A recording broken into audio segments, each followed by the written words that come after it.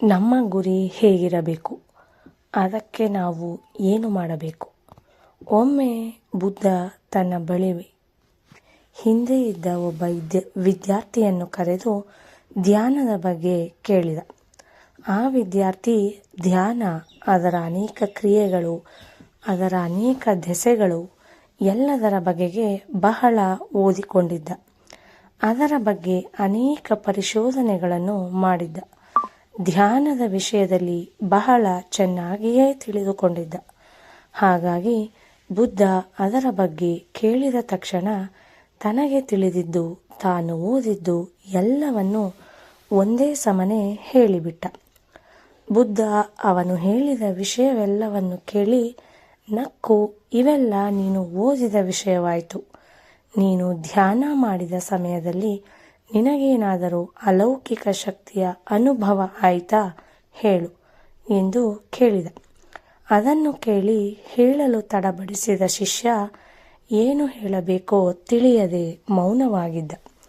ಆಗ ಬುದ್ಧ, ನೀನು ಧ್ಯಾನದ ಬಗ್ಗೆ ಏನಾದರೂ ಹೇಳುವುದನ್ನು ಸಾಧಿಸಿದೆಯೇ ಹೊರತು ನೀನೇ ಧ್ಯಾನದಲ್ಲಿ ಕುಳಿತು ಅದರ ಅನುಭವವನ್ನು ಪಡೆಯಲಿಲ್ಲ ಎಂದ. ಬಹಳ ಮಂದಿ ಸಾಧಕರದು ಇದೇ ಪರಿಸ್ಥಿತಿ. ನೀರಿನಲ್ಲಿ ಮುಳುಗಿದರೆ ಸ್ನಾನವಾಗುತ್ತದೆ, ನಿನ್ನಲ್ಲಿ ನೀನು ಮುಳುಗಿದರೆ. ಆದರೆ ನೀರಿನಲ್ಲಿ ಮುಳುಗುವಷ್ಟು ಸುಲಭವಲ್ಲ ಧ್ಯಾನ. ಧ್ಯಾನವೆಂದರೆ ಅದೊಂದು ಗಾಢವಾದ ಅನುಭವ, ಆದರೆ ಅದು ಆಲೋಚನೆ ಮಾಡುವುದಲ್ಲ. ಧ್ಯಾನ ಮಾಡುವಾಗ ಆಲೋಚನೆ ಮಾಡುವುದು ಏನೂ ಇರುವುದಿಲ್ಲ. ನಿಜಕ್ಕೂ ಬಿದಿರಿನಲ್ಲಿ ಏನೂ ಇರುವುದಿಲ್ಲ. ಅದರ ಒಳಗಿರುವ ಕಾಂಡವೆಲ್ಲ ಒಣಗಿ ಹೋದ ಮೇಲೆ, ಒಳಗೆ ಟೊಳ್ಳಾದ ಮೇಲೆ ಅದನ್ನು ಕೊಳಲಿನಿಂದ ಇಂಪಾದ ನಾದ ಹೊಮ್ಮುತ್ತದೆ. ಹಾಗೆಯೇ ಮನಸ್ಸಿನೊಳಗಿನ ಆಲೋಚನೆಗಳನ್ನೆಲ್ಲ ದೂರ ಮಾಡಿದ ಮೇಲೆ ಧ್ಯಾನ ಮನಸ್ಸಿನಲ್ಲಿ ಮೂಡುತ್ತದೆ. ಆಗ ಮನಸ್ಸಿಗೆ ಶಾಂತಿ ಸಿಗುತ್ತದೆ. ಆದರೂ ಆಲೋಚನೆಗಳು ಸದಾ ಮನಸ್ಸಿನಲ್ಲಿ ಬರುತ್ತಲೇ ಇರುತ್ತದೆ. ಹಳೆಯ ನೆನಪುಗಳು ಅಷ್ಟು ಸುಲಭವಾಗಿ, ಅಷ್ಟು ಬೇಗ ಮನಸ್ಸಿನಿಂದ ಮರೆಯಾಗುವುದಿಲ್ಲ. ಏಕೆಂದರೆ ಅವು ಅಷ್ಟು ಬಲವಾದವು. ಮನುಷ್ಯ ಅವನ್ನು ಧಿಕ್ಕರಿಸಲಾರ. ಅವುಗಳಿಂದ ದೂರ ಓಡಿಯೂ ಹೋಗಲಾರ. ಓಡಿ ಹೋದರೂ ಅವು ನಿಮ್ಮ ಬೆನ್ನಟ್ಟಿ ಬರುತ್ತವೆ.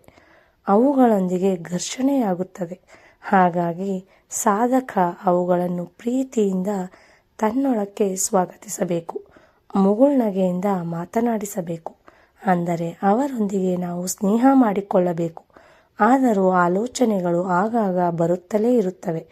ಅವು ನಮ್ಮ ಮನಸ್ಸಿನಿಂದ ಆದಷ್ಟು ದೂರವಾಗುವವರೆಗೂ ನಾವು ಪ್ರಯತ್ನ ಮಾಡಬೇಕು. ಹಾಗಾಗಿ ಮನುಷ್ಯನಿಗೆ ಸಹನೆ, ತಾಳ್ಮೆ ಇರಬೇಕು. ಧ್ಯಾನಕ್ಕಾಗಿ ಕುಳಿತುಕೊಳ್ಳಬೇಕು ಎಂದು ಮನುಷ್ಯ ಯೋಚಿಸುವ ಸ್ಥಿತಿಗೆ ಬರುವುದೇ ನಮ್ಮ ವಿಜಯದ ಸಂಕೇತ. ಈ ಹಂತದಲ್ಲಿ ಆಲೋಚನೆಗಳು ಮನುಷ್ಯನ ಮನಸ್ಸಿನಲ್ಲಿ ಬಂದು ಹೋಗುತ್ತಿದ್ದರೂ ಧ್ಯಾನ ಮಾಡುವುದು ಸಾಧ್ಯವಾಗುತ್ತದೆ. ಆ ಆಲೋಚನೆಗಳೇ ಮನುಷ್ಯನನ್ನು ಧ್ಯಾನದ ಕಡೆಗೆ ತಲುಪುತ್ತದೆ. ಈ ರೀತಿ ಸಾಧನೆ ಮಾಡುತ್ತಿರುವ ಸಮಯದಲ್ಲಿ ಮೈ ನಿಮಿರುವುದು, ಆಕಳಿಕೆ ಬರುವುದು, ಏನೋ ಒಂದು ರೀತಿಯ ಆನಂದ ಮನಸ್ಸಿನಲ್ಲಾಗುವುದು.